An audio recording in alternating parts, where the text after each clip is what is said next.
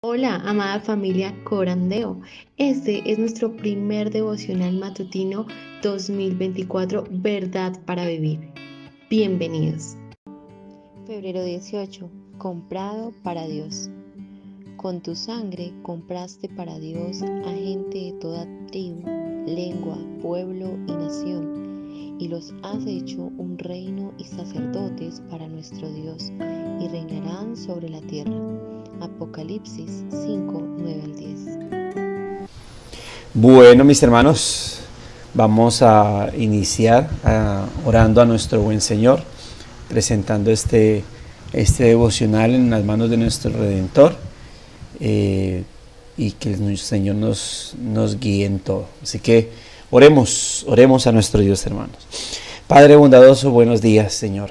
Muchísimas gracias te damos en esta hermosa hora del día, Señor, agradecidos porque aquí estamos, Señor, delante de tu presencia, buscando tu rostro, como dice el salmista, Señor, con la esperanza, con la confianza, con la fe en que cuando buscamos tu presencia la encontramos, Señor, porque es el privilegio que has concedido a tus hijos, Señor, encontrarte cada día, cada mañana, cada momento que nos acerquemos delante de ti, Señor. Y tal seguridad, tal fe, tal esperanza la tenemos siempre en Cristo Jesús nuestro Señor y en tu Espíritu que nos guía, que está dentro de nosotros como nuestro consolador, como aquel ayudador para guiarnos siempre a toda verdad y colocar y producir en nosotros el querer como el hacer por esa buena voluntad de nuestro Dios. Así que te agradecemos el que podamos estar aquí delante de ti, Señor, honrándote, rindiendo a ti nuestras vidas y desde temprano, Señor, presentándonos en sacrificio vivo, santo, agradable a ti, porque es el culto voluntario que podemos ofrecer delante de ti y preparándonos porque este día, Señor, no solamente nosotros aquí estamos ante tu presencia presentándonos en culto voluntario, racional, espiritual, sino que también más adelante en unas horas estaremos, Señor, junto con nuestros hermanos, presentándonos junto con ellos como un solo hombre, en un mismo sentir, Señor, delante de tu presencia y como iglesia en esa misma actitud, Señor, en adoración, en espíritu, en verdad, Señor, y en sacrificio vivo, santo, agradable a ti, Señor. También como un culto voluntario en donde todos, no solamente una persona, sino donde todos, o por lo menos la mayoría en ese culto de adoración pública de este maravilloso día que te pertenece a ti, Señor, estaremos como un solo hombre presentándonos, Señor, en sacrificio vivo, santo, agradable a ti y presentando nuestras vidas, nuestras oraciones, nuestros cánticos, el oír tu palabra, Señor, presentándolo como sacrificios espirituales, Señor, que son aceptables solo y únicamente por Cristo nuestro Señor y Salvador. Por eso que hoy, Dios de la gloria, sea un día no solamente de crecimiento espiritual, de santificación, sino también un día de salvación para muchos, Señor, un día de restauración para otros, donde muchos que se habían apartado, hoy vuelvan a tus caminos y donde muchos que hoy estén visitando estas iglesias locales, Señor, o tal vez estén escuchando desde la distancia, desde lo virtual, pues sean confrontados, sean transformados, regenerados y puedan, Señor, ser parte de tu iglesia, de tu reino, Señor, y empiecen a caminar juntamente con tu iglesia, Señor, en esta senda que nos has puesto. Queremos también aprovechar este momento para colocarnos a cuenta delante de ti y pedirte, Señor, que nos perdones si hemos pasado por alto en nuestras oraciones penitentes, si hemos pasado por alto pecados, Señor, si hemos cometido errores delante de ti, Señor, que así sin duda alguna ha sido, pues aquí estamos para pedirte que nos perdones, que nos santifiques, Señor, que nos redargullas por tu Espíritu y que ante aquellos pecados que hayamos o estemos cometiendo de manera inconsciente, Señor, es decir, sin verlos realmente como pecados, pues aquí estamos, Señor, también para pedirte que nos ilumines, que nos abras el entendimiento, Señor, que nos des discernimiento para que también, así como combatimos y somos llamados a combatir, Señor, contra aquellos deseos pecaminosos que batallan contra nuestra alma, asimismo podamos ver aquellas cosas que estábamos cometiendo que no veíamos como pecado, pues a la luz de tu palabra empecemos a verlas como tal y también empecemos a batallar contra aquellas cosas y no sigamos, Señor, pecando de manera inconsciente, ofendiéndote de manera inconsciente, contaminándonos de manera inconsciente, sino también, Señor, en nuestras oraciones podamos a conciencia por tu palabra, Señor, podamos también buscar esa purificación, podamos buscar, Señor, esa santificación, Dios de la gloria, respecto a aquellas cosas. Aquí estamos, Señor, para pedirte entonces no solamente tu perdón y que cada día haya un arrepentimiento genuino, sincero en nuestras vidas, sino también para pedirte esa fortaleza espiritual, Señor, para que podamos, Dios de la gloria, también combatir constantemente contra aquellos pecados y vencerlos, Señor, porque sabemos que es en ti en quien encontramos la victoria, es en tus fuerzas, es en tu sangre, es en el poder de tu espíritu que encontramos, Señor, esa fortaleza espiritual para llevar una vida que te honre, que te agrade, que te exalte, que te glorifique a ti, Señor, como debe ser glorificado. Muchas gracias te damos por este buen momento que tenemos con los hermanos que hoy pueden conectarse, Señor, y que obviamente pues están también preparándose como otros para este santo día que te pertenece exclusivamente a ti, Señor. Gracias, muchas gracias te damos por Cristo, nuestro Señor y Salvador. Amén y amén. Bueno, mis amados hermanos, hoy corresponde el devocional de febrero 18 bajo el título Comprados para Dios. Así que creo que quien lo va a leer el día de hoy es la hermana María Alejandra. Bien pueda, mi hermana, si lo vas a leer. Buenos días, amados hermanos. Un privilegio y un placer estar de nuevo con nuestro Señor y con ustedes aquí en familia. Leo para todos en el nombre de Jesús. Dice así, febrero 18, comprado para Dios. Con tu sangre compraste para Dios a gente de toda tribu, lengua, pueblo y nación. Y los has hecho un reino y sacerdotes para nuestro Dios. Y reinarán sobre la tierra. Apocalipsis 5, 9 al 10. En la Universidad Cristiana fui compañero de una chica galesa, candidata a misionera, llamada Mary Fisher. Ella había estudiado la lengua chona para poder enseñar a niños en Zimbabue. Poco tiempo después de su llegada allí, hubo un ataque terrorista en la escuela donde enseñaba. Junto con muchos otros maestros y niños, Mary no sobrevivió. Su vida fue arrebatada durante ese ataque.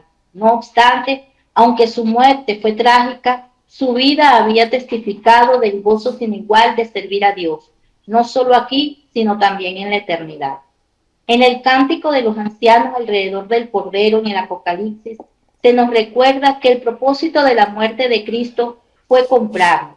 Hemos sido liberados del pecado que nos ataba para que, comprados por su sangre, podamos vivir para Él. Nuestra alabanza es para Dios. Nuestro servicio, como el de Mary Fisher, es para Él. A medida que los creyentes del primer siglo miraban a su alrededor y veían cómo algunos de sus amigos eran llevados al cautiverio por su fe, intentaban buscarle sentido al triunfo de Cristo sobre la muerte, a la victoria de su ascensión y a la realidad de su regreso.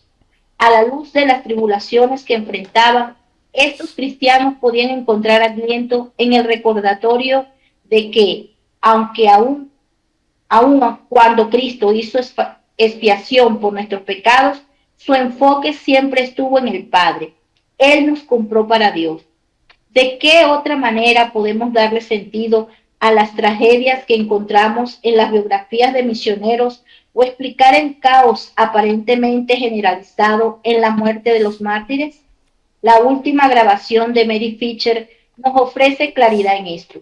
Ella era cantante y guitarrista, así que les enseñó a los niños de su clase la letra de un canto basado en las palabras de Pablo a la iglesia en Filipos.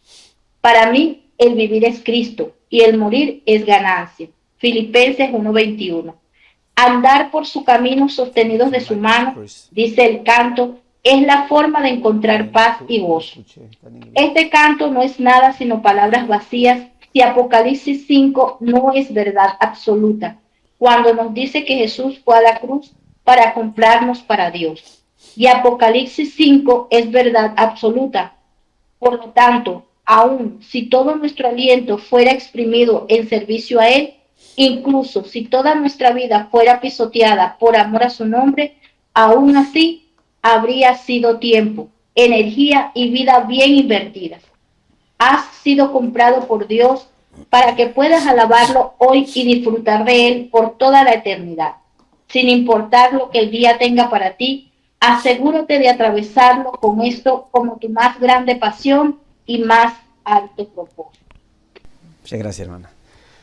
Bueno, tenemos hoy providencialmente, mis hermanos, es esta fecha cae pues primer día de la semana, día que le pertenece al Señor, como significa el Gemera Curiacón y Mera Curiacón, que es día que le pertenece al Señor, y es muy especial porque este texto precisamente nos recuerda la gran razón por la cual hoy, un día como hoy, que es día de congregación, día para reunirnos con nuestros hermanos, pues es la razón por la cual precisamente hoy nos podemos reunir como iglesia redimida bajo el nuevo pacto, ¿no? Y cuando digo nos podemos reunir, no solamente me refiero al tema de lo organizacional, ¿no? El hecho de que puedo ir a un culto, de que puedo pertenecer a una comunidad, porque muchos pertenecen a una comunidad. Hay gente, hoy en día hay cultos en muchas partes del mundo, y muchas doctrinas, incluso sectas, están hoy reuniéndose para celebrar culto al Señor. Sin embargo, va a pasar en muchos, como el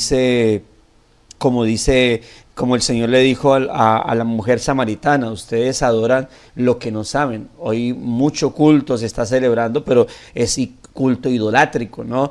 O falso culto, o fuego extraño, como dice también la palabra, ¿no? Como se le dijo a los hijos de Aarón. Pero me refiero a lo espiritual de hoy, la iglesia, y entre esos usted, mi amado hermano, congregándose junto con otros redimidos y acercándose ante la presencia del Señor. A mis hermanos, en su mayoría me gusta recalcarles o recordarles que el estar en el culto de adoración pública, si bien cada momento de intimidad es yo acercándome ante su presencia, ante su lugar santísimo por medio de Cristo, en el día del Señor, o cada vez que nos reunimos como iglesia en culto de adoración pública o culto de oración, es como si nos agarráramos de la mano espiritualmente y a la vez entrásemos delante de su trono. Eso es la iglesia cada día del Señor. Eso es la iglesia cada momento, cada culto de oración. Hoy vamos a acercarnos de esa manera delante de la presencia del Señor, y este texto precisamente nos está recordando esto en particular, ¿no? Ahora, el texto inicia hablando de una misionera, como un testimonio de una mujer, de una misionera que estudió para ir a predicar el evangelio. Sin embargo, se habla de la muerte trágica que ella tuvo, ¿no? Dice, no obstante, aunque su muerte fue trágica, su vida había testificado del gozo sin igual de servir a Dios, no solo aquí, sino también en la eternidad. Es decir, siempre fue una mujer que en su predicación, en su servicio, mostró que la vida no solamente se limitaba aquí, sino que había algo más eterno. ¿Y por qué? Porque, digamos, recuerdo en este momento, algunos conocerán de pronto a David Wilkerson, un hombre de línea pentecostal, pero de esos hombres predicadores impresionantes, hermano, y la muerte tan trágica que tuvo, ¿no? Un accidente automovilístico, ya obviamente a su avanzada edad, y recuerdo que muchos, o hay gente que al respecto de ese tipo de muertes, de hombres de Dios, hombres y mujeres de Dios que realmente predican la palabra genuinamente. No me refiero a esos falsos también que han muerto trágicamente y pudiesen traerlos como a memoria. Me refiero a gente que realmente su vida, su ministerio, su servicio ha demostrado una entrega al Señor de manera incondicional y no basada en fama o en ganancia económica, ¿no? Sino en servicio del Señor. Y la gente puede llegar a preguntar por qué esta gente muere de esa manera. Mire, ¿por qué esta hermana Mary Fisher, por qué murió así tan feo si le estaba sirviendo al Señor? No, ella más bien no tenía que haber tenido una vida bastante extensa, morir a los 99 años o 100 y algo y firme, o estos hermanos. Bueno, tendríamos que pensar lo mismo de los apóstoles, teníamos que pensar lo mismo de los mártires de la iglesia a través de todos los tiempos. Sin embargo, bueno, incluso tendríamos que pensar lo mismo de los héroes de la fe que nos menciona Hebreos capítulo 11, de cómo murieron esas personas, pero siempre me impresiona cómo Hebreos habla de ellos, y creo que no solamente de ellos. Para mí sería una frase para todos los que siendo servidores correctamente del Señor, sinceros, fieles al reino de Dios, dice Hebreos de ellos, de los cuales el mundo no era digno. El mundo no era digno.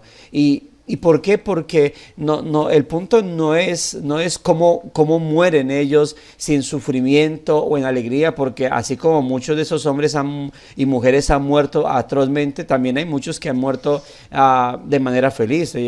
Se me escapa el nombre de un misionero que su relato es que él murió, aunque murió enfermo, sirviendo en la selva.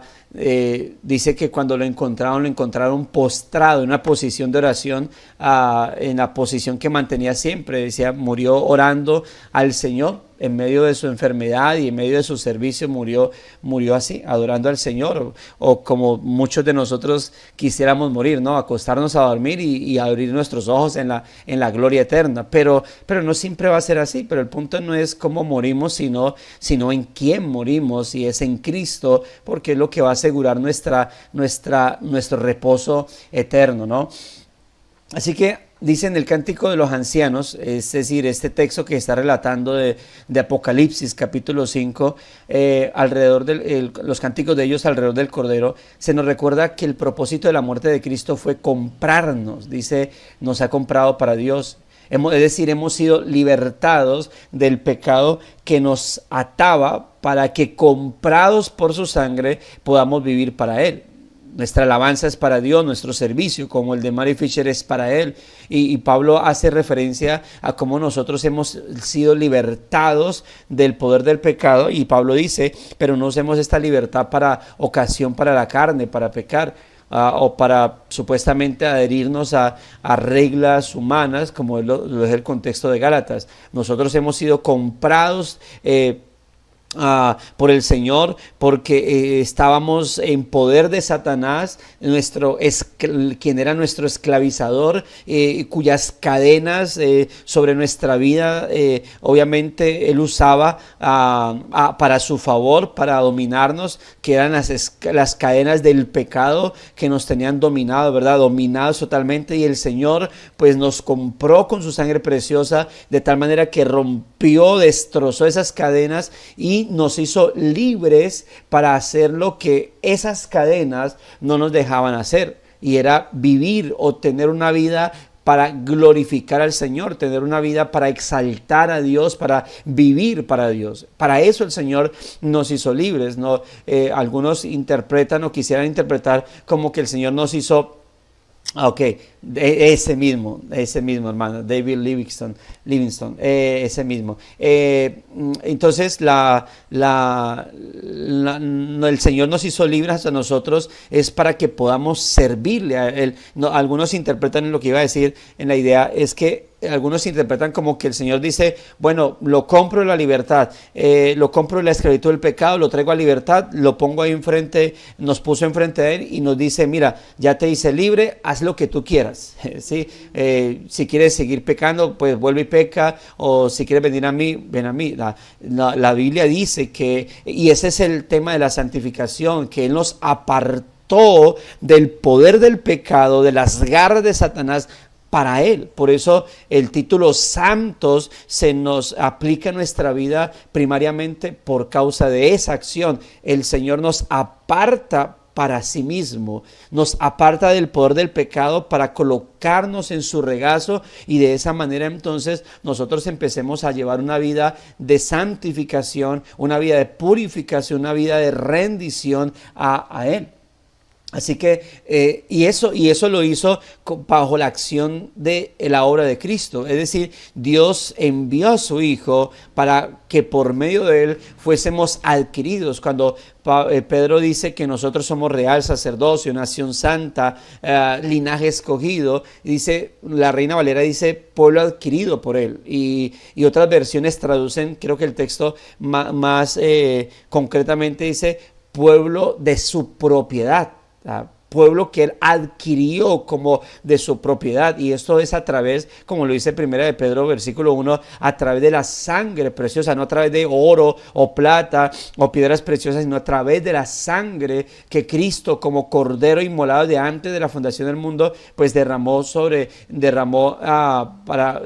por causa de nuestras vidas, planeados de antes de la fundación del mundo. Y eso es lo que están cantando estos ancianos: con tu sangre compraste para Dios a gente de toda tribu, lengua, pueblo y nación. Hace poco le explicaba a una hermana, o hablábamos del Juan 3:16, ¿no? Que porque de tal manera amó Dios al mundo, porque hablábamos del tema de la elección, de Cristo salvando a los elegidos, y entonces decía, ¿por qué hablamos de elegidos si Juan 3:16 dice porque de tal manera amó Dios al mundo? Y le citaba precisamente este texto de Apocalipsis 5. ¿Qué significa de tal manera Dios amó al mundo? Que Él no vino a salvar a gente solamente de una nación en particular, sino que Él vino a salvar a gente de todas las naciones, de todas las razas, de todas las lenguas, de todo pueblo, de lo más recóndito. Él vino a salvar personas, Él vino a salvar a gente de todos los lugares, de tal manera que no dice de tal manera amó Dios a la nación de Israel, que ha dado a su Hijo unigénito para que los que de ellos crean sean salvos y no se pierdan, sino que vino a su Hijo a enviarlo a todo el mundo. Y de esa manera es que podemos decir que Cristo no es el Salvador meramente de la nación de Israel, sino que Cristo realmente es el Salvador del mundo entero, es decir, es el Salvador entregado a la humanidad. Y que obviamente por causa de la gracia divina y su soberana voluntad, pues hemos podido acercarnos a Él, hemos podido, por la convicción y la obra del Espíritu Santo en nuestra vida, es que lo hemos podido aceptar y recibir como nuestro Señor y Salvador. Pero es el asunto de la gracia divina, ¿no? Ahora, a medida que los creyentes del primer siglo miraban a su alrededor y veían cómo algunos de sus amigos eran llevados al cautiverio por su fe, intentaban buscarle sentido al triunfo de Cristo sobre la muerte, al triunfo de Cristo sobre la muerte, a la victoria de su ascensión y a la realidad de su regreso.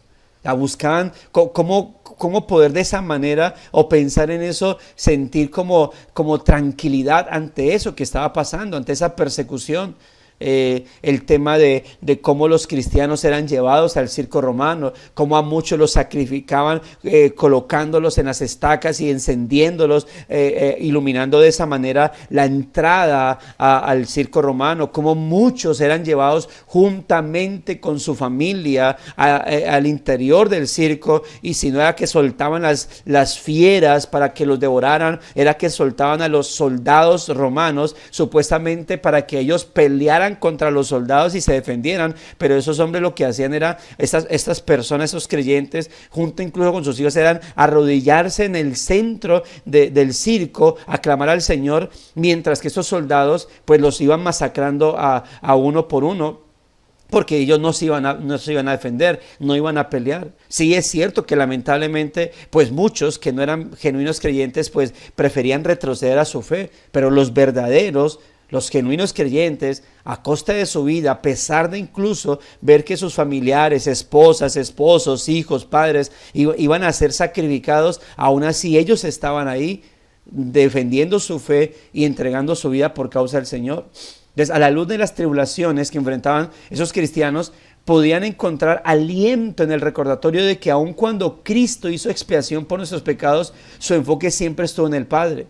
Él nos compró para Dios. Y Él siempre, hermano, deja claro que cuando Cristo vino, Él siempre dejó claro que Él vino a hacer la voluntad del Padre. Es decir, y esto me lleva a recordar algo que cuando se habla del Evangelio procuro dejar por entendido, y es que Cristo vino con un doble propósito. Y el primer propósito es que Él vino a dar gloria al Padre.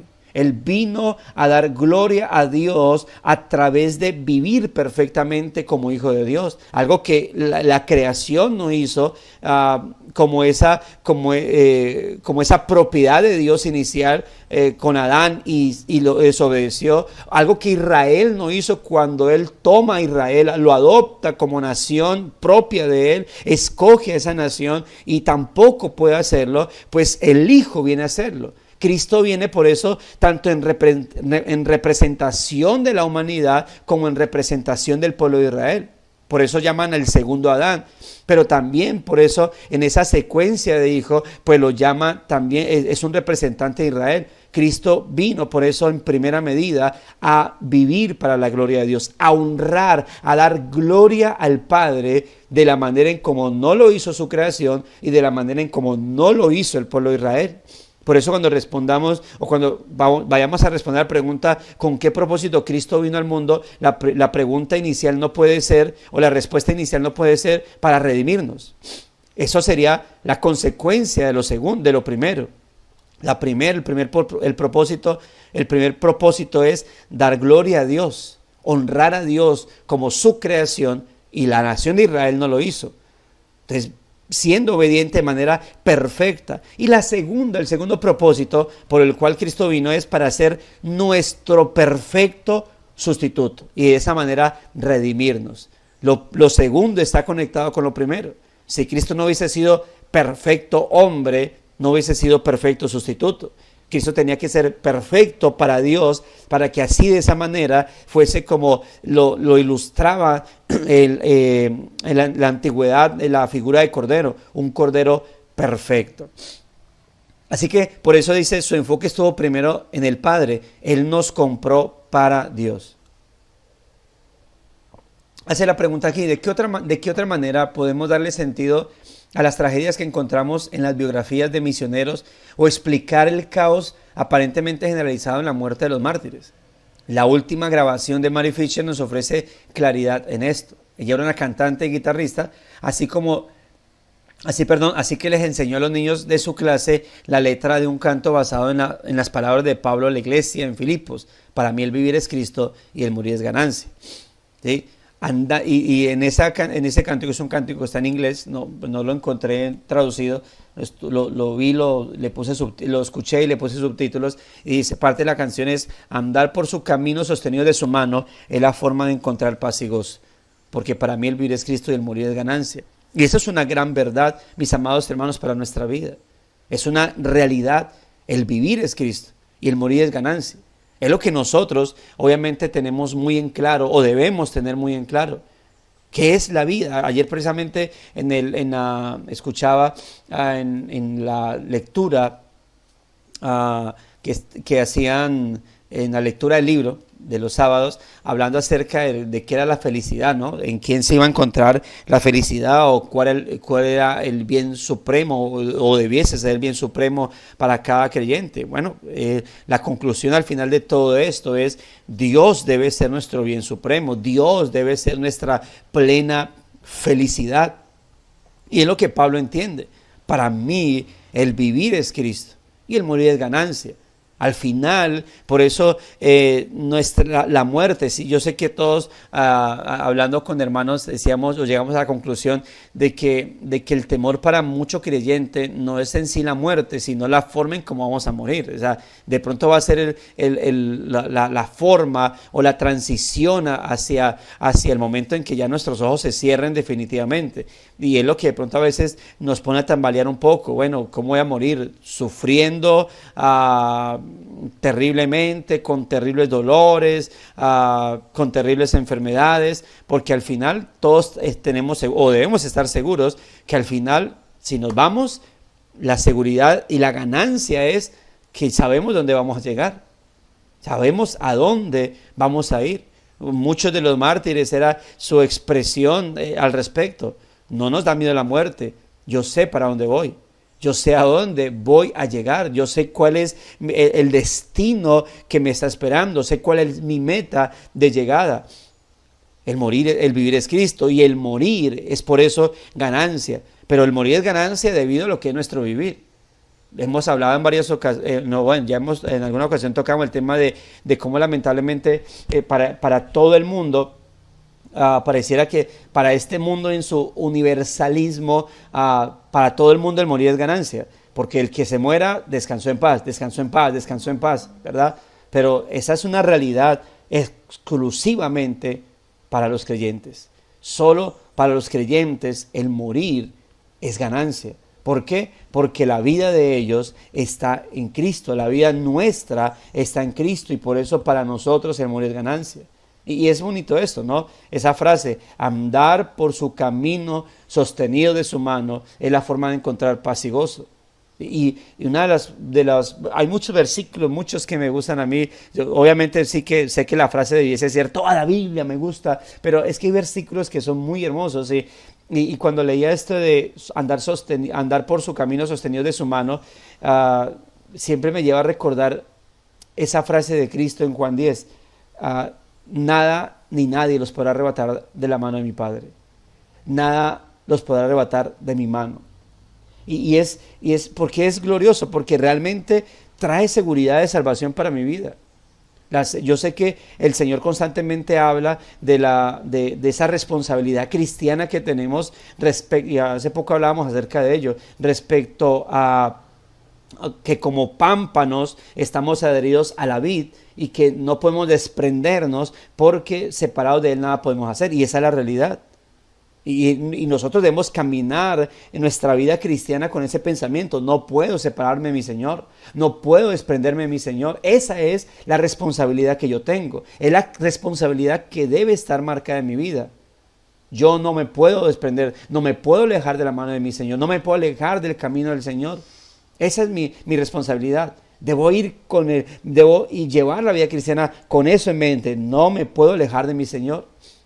Pero la seguridad que tengo, aún en medio o ante esa responsabilidad, es que si aún en algún momento, en mi debilidad, en la que todos tenemos, yo me fuese a desprender de la mano del Señor, sea porque me debilité y porque yo empecé como a hacer esto, ¿verdad? Hacer esto, o porque en mi rebeldía quiero como soltarme, como alguna vez les decía, para salir corriendo, el Señor me sostiene de su mano. Él no me soltará.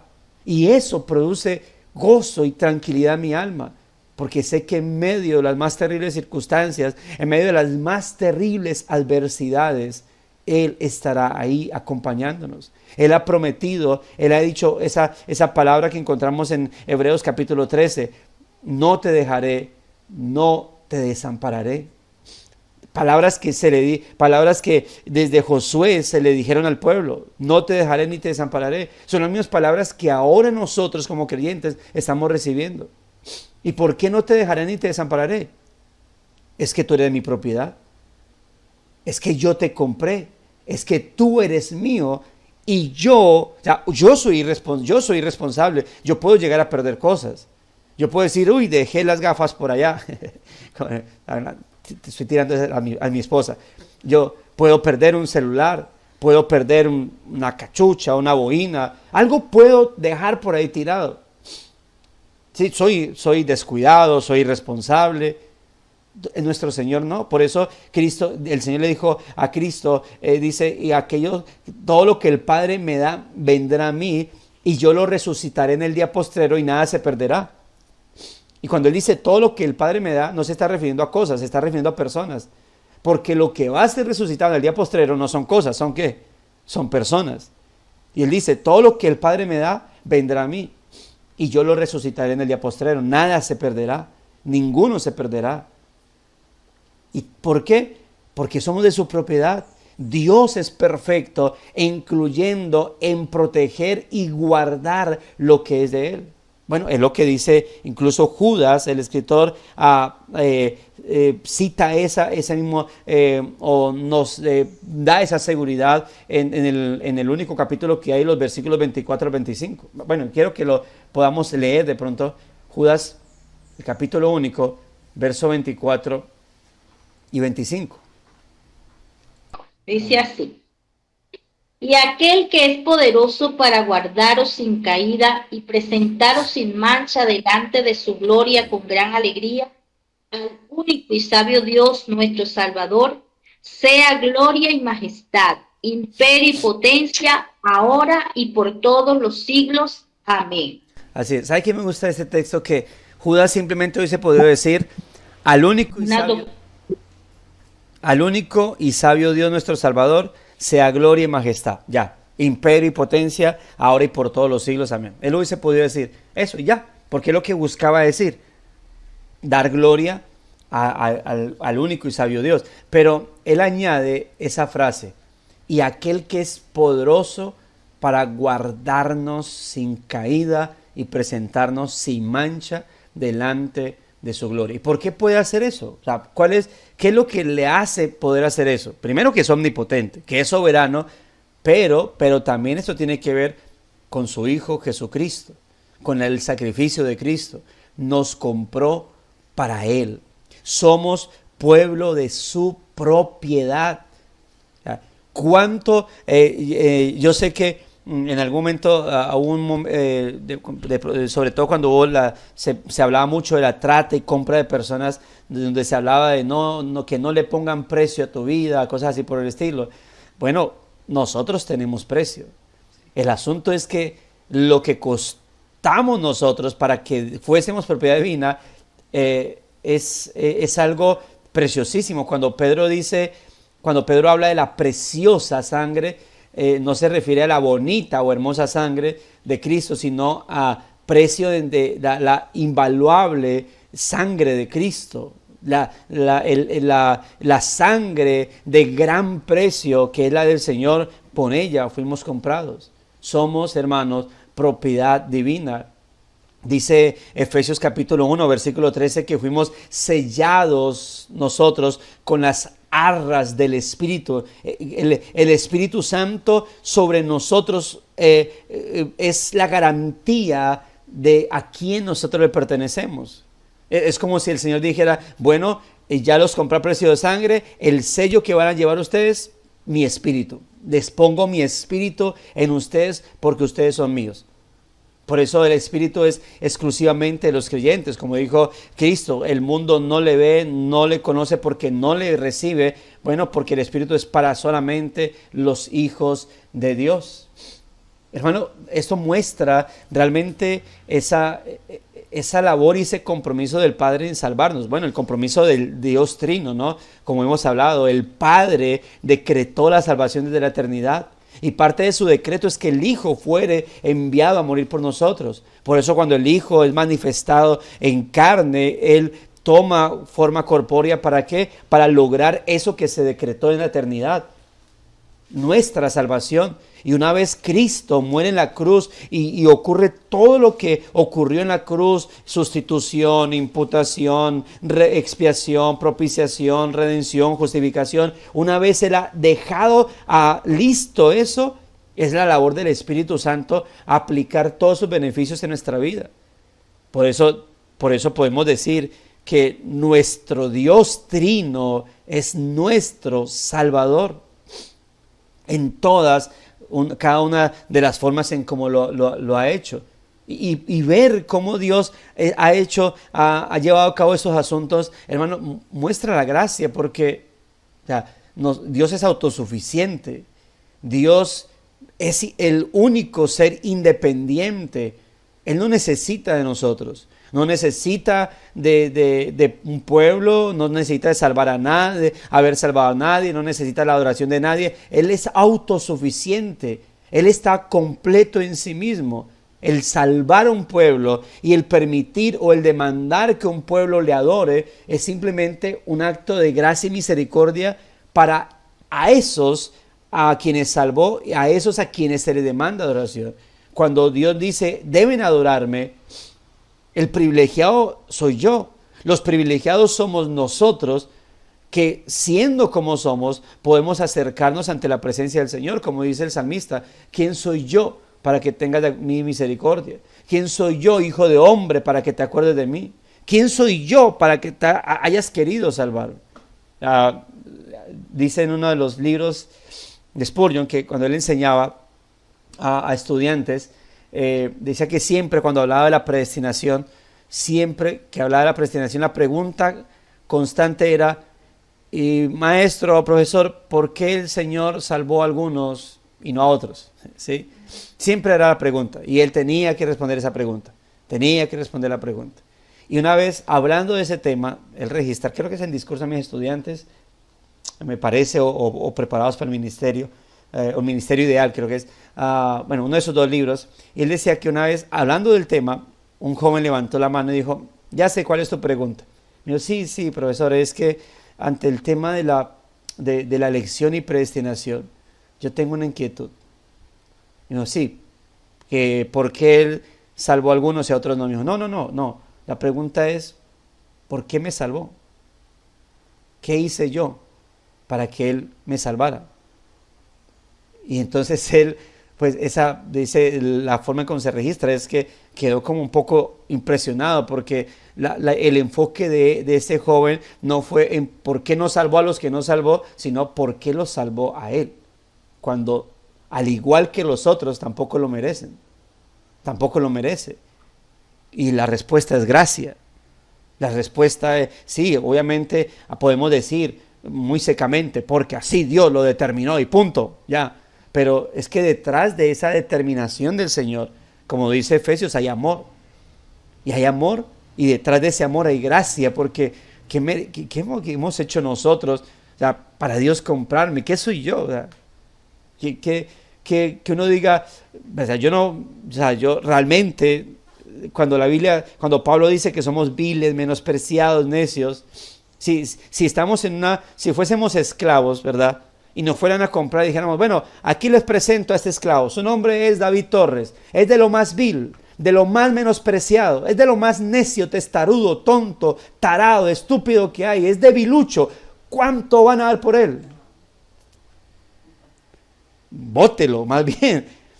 Pero ¿qué hizo el Señor? Me compró.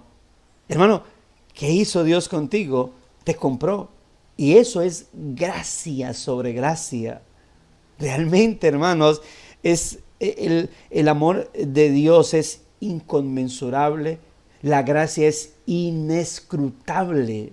Yo no entiendo la gracia divina. Solamente puedo maravillarme de ella. Yo no entiendo cómo Dios puede amar a personas como yo. Y solamente me queda hermano, apreciar esa misericordia, ese amor, esa gracia y deleitarme. Y suplicarle al Señor que por favor me ayude a vivir cada vez más y más para Él. Dice Apocalipsis 5, Apocalipsis 5 es verdad absoluta. Dice este canto no es nada sino palabras vacías. ¿Cuál? Lo que estábamos hablando. Para mí el vivir es Cristo, el morir es ganancia, que surge de Filipenses 1:21. Andar por su camino, sostenidos de su mano, es la forma de encontrar paz y gozo.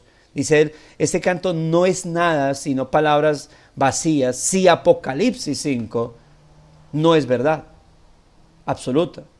Cuando nos dice que Jesús fue a la cruz para comprarnos para Dios.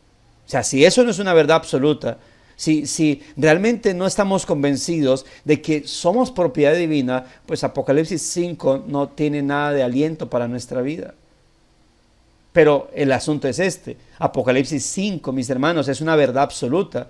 Por lo tanto, aun si todo nuestro aliento fuera exprimido en servicio a Él, incluso si toda nuestra vida fuera pisoteada por amor a su nombre, aún así habrían sido tiempo, energía y vida bien invertidas, mis hermanos. Ahora, es muy especial porque una de las verdades esperanzadoras del libro de Apocalipsis, porque, y aquí es muy orar al Señor con respecto a la lectura que le demos al libro de Apocalipsis, porque Apocalipsis siempre ha sido un libro de terror, de confusión. Yo no entiendo eso, qué miedo, una bestia, una mujer gigante, dos bestias, un dragón. Sin embargo, Apocalipsis, como dice desde el principio, es un libro de esperanza. Es un libro que para los creyentes de este tiempo fue esperanzador por todo lo que estaban viviendo. Y cuando uno profundiza en el libro de Apocalipsis, se encuentra que la iglesia, una de las enseñanzas y las verdades esperanzadoras es que la iglesia siempre está avanzando y venciendo por causa de su Señor, aun cuando al ojo humano pareciese que estaba retrocediendo y perdiendo.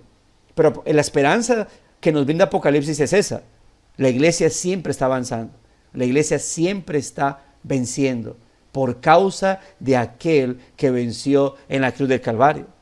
Desde el comienzo, cuando uno lee las cartas a las iglesias, a las 7 iglesias, note que al final va diciendo: al que venciere, y al que venciere de esto, al que venciere le daré aquello, al que venciere haré con esto, al que venciere le daré lo otro. Y uno dice: mira, depende de ellos. Si vencen, sí, si no, pues vea, pailas, como dicen por ahí coloquial y vulgarmente. Pero es muy interesante porque más adelante, creo que es en el capítulo 7, si mal no recuerdo, hay una seguridad, hay una frase que implica seguridad. Para esos a quienes se le está diciendo al que venciere, la frase es esta: y ellos, creo que es Apocalipsis 12, y ellos le han vencido por la sangre del Cordero. Al que venciere, yo tengo que vencer, yo tengo que pelear, yo tengo que al final perseverar, yo tengo que vencer al final de todo. Amén, así es, esa es la responsabilidad cristiana. Pero tú eres más que vencedor por medio de aquel que murió, por medio de aquel que venció en la cruz. Por eso somos más que vencedores. Somos llamados a vencer, a permanecer hasta el final, pero nosotros hemos vencido por causa de la sangre de Cristo, por causa del Cordero que venció en la cruz del Calvario, mis amados hermanos. Hermanos, has sido comprado por Dios para que puedas alabarlo hoy y disfrutar de Él por toda la eternidad. Hoy, que providencialmente, porque este volumen 1 no está conectado con el 2024, pero providencialmente hoy es un buen texto para recordarlo, que hoy, primer día de la semana, es lo que hacemos en el Día del Señor. Y procure recordar esto: el Día del Señor no es para simplemente congregarse o cumplir con el deber congregacional a manera de ritual. No lo observe de esa manera, mi hermano. Hoy, Día del Señor, es un día para recordar no solamente el sacrificio, sino la resurrección de Cristo nuestro Señor. Un día como hoy, el Señor resucitó luego de habernos comprado a precio de sangre. Amados hermanos, que esta verdad, que es absoluta, pueda sembrarse en nuestros corazones y podamos abrazarnos a ella, sin importar lo que el día tenga para ti. Asegúrate de atravesarlo con esto como tu más grande pasión y más alto propósito. Recordemos esto, hermano: si vivimos, del Señor somos. Si morimos, del Señor somos. De Él y para el Señor somos nosotros. Y hemos de desgastarnos, mis amados hermanos. Hemos de gastar nuestra vida honrándolo como se merece, glorificándolo y honrándolo en cada uno de nuestro caminar, en cada una de nuestras áreas, y sirviendo en su obra. Recuerde que aquí hemos mencionado ese propósito que tenemos nosotros como iglesia. Hace poco habíamos hablado de un doble propósito. Esta semana, hablando en el culto de oración con los hermanos de Girardot, hablaba de 3, y es: primero, vivir para Él; segundo, edificar la iglesia; tercero, ser luz al perdido. Esos 3 propósitos debemos tener en cuenta. Si vivimos para Él, honrándolo. Si vivimos para Él, edificando la iglesia. Si vivimos para Él, siendo luz en medio de las tinieblas. Y si morimos, pues que muramos desgastándonos en el Señor, mis amados hermanos. Que si nuestras vidas poco a poco, sin duda alguna, van a ir desgastándose, sea por la enfermedad, sea por los años que van pasando, hermano, que nos desgastemos no perdiendo el tiempo, sino invirtiendo nuestra vida en Él. ¿Por qué? Porque no somos de este mundo, porque no somos, mis amados hermanos, de nosotros mismos. Yo no soy mi propio dueño. Mi dueño es Dios el Padre, que me compró por medio de la sangre de su Hijo Jesucristo. Esto debe, amado hermano, alentarnos en nuestras batallas y luchas internas, en lo que hay en nuestra mente. Esto debe cambiar y transformar, mis amados hermanos, las inclinaciones y lo que yo amo, lo que tengo en mi corazón, qué es lo que amo, hacia dónde estoy inclinado, para que esto cambie mi vida. Si yo obviamente vivo para este mundo, vivo como si fuera propiedad de este mundo, para los placeres de este mundo, para los deleites de mi carne, pues de esa manera voy a actuar, mis hermanos. De esa manera voy a tomar decisiones. Con base a eso voy a planear para esta vida. Voy a marcar propósitos a corto, mediano, largo plazo. Pero si yo recuerdo, si para mí es una verdad absoluta, que yo no soy de mí, sino del Señor, porque Él me compró, entonces, con base a eso es que van a ser mis pensamientos, mis decisiones, mis sentimientos, mis acciones, mis metas, mis propósitos. Hermanos, recordemos entonces que somos propiedad divina porque fuimos comprados a precio de sangre. Vamos a orar, pero antes de orar al Señor, quiero leer qué comentarios hay por estos lados. Amén, gloria a Dios, somos del Señor, así es. Dice nuestro hermano Carlos, hemos sido comprados por precio de sangre para Dios. El propósito de la muerte de Cristo al rescatarnos y hacernos suyos fue glorificar a Dios y llevarnos de vuelta a su propiedad, así es. Hemos sido libertados del pecado, hechos siervos de Dios, teniendo como fruto nuestra santificación y como fin la vida eterna, así es. Mi hermana María Alejandra. Pastor, ¿podría hacerme el favor de repetir los 3 propósitos que acaba de mencionar? Ok, vivir para Dios, ¿sí? Edificar el cuerpo de Cristo, ser luz al perdido o a las tinieblas.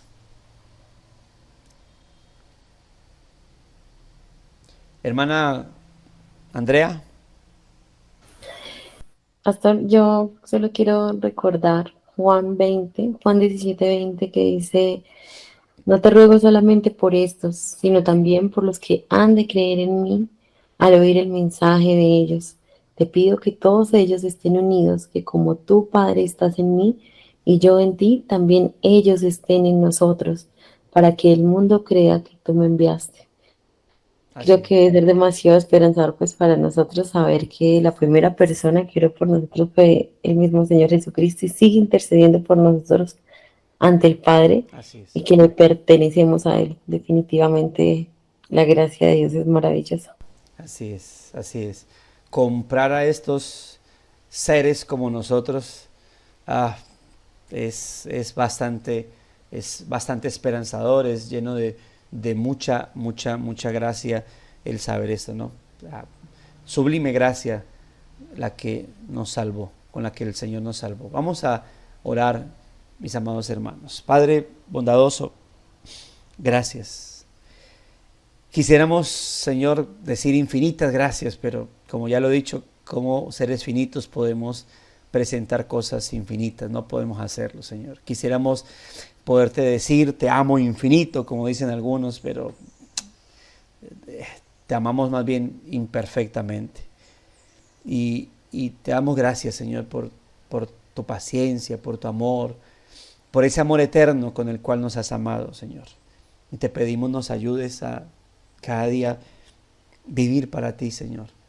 Porque realmente a veces dejamos, Señor, que el enemigo nos engañe y nos olvidamos que somos tuyos, Señor. Y terminamos viviendo para los placeres de esta vida o para nuestros deseos pecaminosos. Y engañándonos, Señor. Porque no somos de nosotros.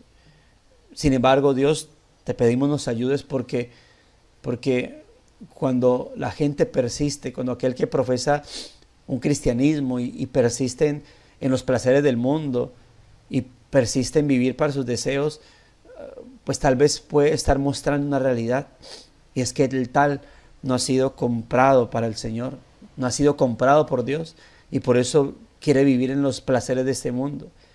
Pero aquel que ha sido comprado por ti, Señor, tal persona se esforzará en tu gracia, en tu misericordia, se esforzará para vivir para ti, porque sabe que no le pertenece a los placeres de este mundo, sabe que vive y debe vivir exclusivamente para ti. Por eso, ayúdanos, Señor, a andar como es digno de ti, Señor, agradándote en todo, llevando fruto en toda buena obra, Señor, y creciendo en el conocimiento de tu voluntad, para que de esa manera podamos comprobar cuál es tu buena, agradable y perfecta voluntad, y poder de esa manera vivirla y llevarla a nuestro caminar, en nuestro andar, en nuestro pensar, en nuestro sentir.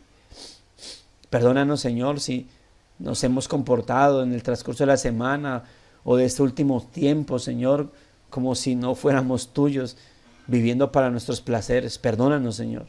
Perdónanos, porque eso pone en alerta nuestra vida. A menos que no nos consideremos tuyos, Señor, pues ya será otro asunto.